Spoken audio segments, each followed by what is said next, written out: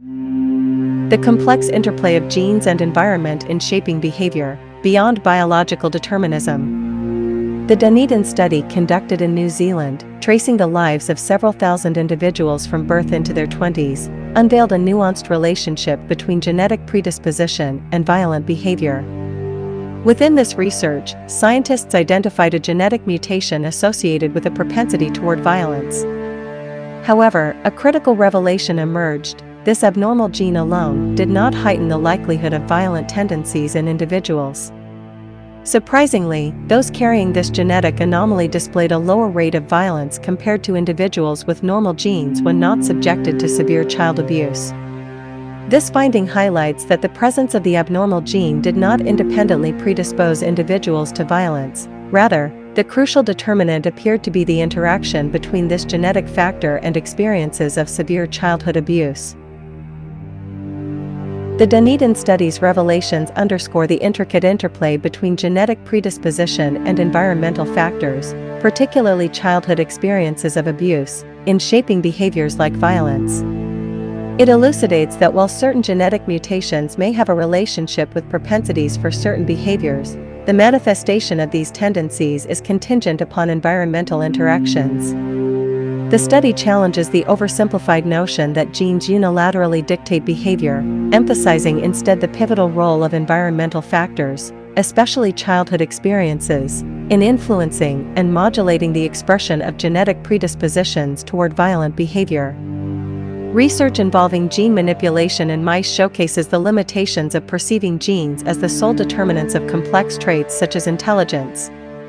By knocking out a specific gene related to learning and memory in mice, scientists observed a decline in the mice's ability to learn. This finding appeared to suggest a genetic basis for intelligence. However, what often goes unacknowledged is the pivotal role of the environment in influencing genetic outcomes. Subsequent experimentation revealed that genetically impaired mice raised in enriched, stimulating environments exhibited a remarkable reversal of their learning deficit. This critical observation underscores the profound impact of environmental factors in mitigating or even nullifying the effects of genetic impairment, challenging the conventional perception of genes as the exclusive drivers of behavior or traits. The implications of this study extend beyond the simplistic attribution of behaviors solely to genetics. It highlights the intricate interplay between genes and the environment, emphasizing that genetic contributions interact with environmental stimuli in shaping an organism's responses.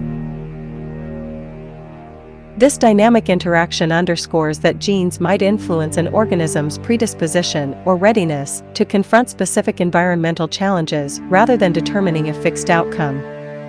The study underscores the inadequacy of adhering to the outdated notion that behaviors or traits are exclusively governed by genetics, cautioning against the potential dangers of perpetuating such misconceptions, which echo historical contexts like eugenics and oversimplify the complexities of genetic and environmental interactions.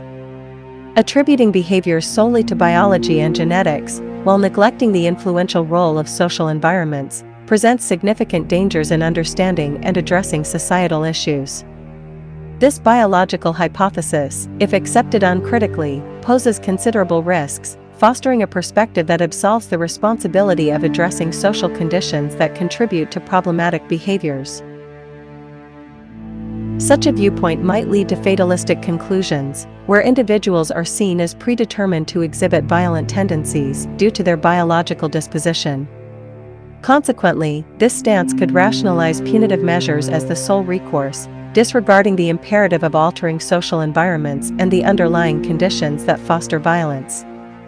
Embracing this perspective potentially overlooks the essentiality of addressing societal factors and dismissing the transformative potential of creating supportive, nurturing environments that mitigate violent predispositions.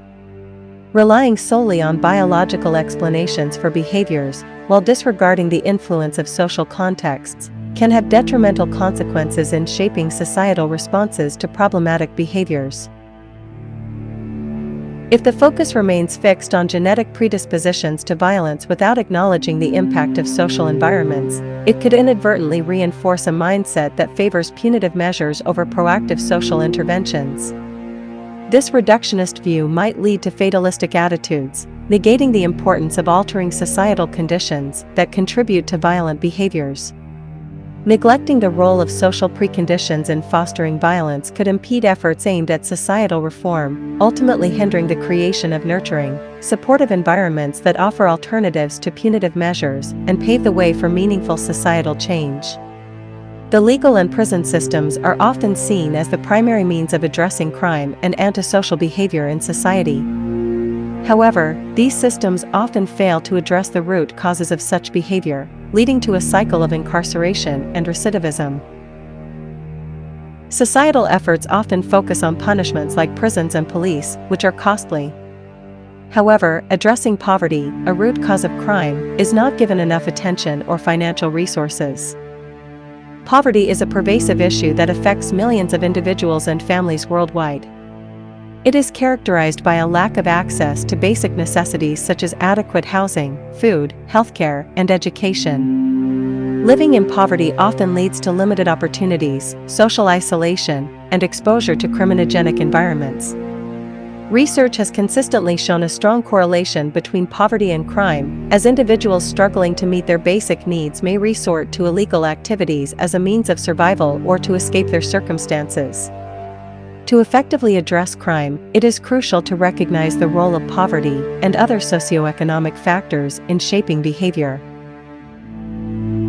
Society needs proactive solutions beyond punishment, investing in poverty alleviation, education, healthcare, and community development to address crime's root causes.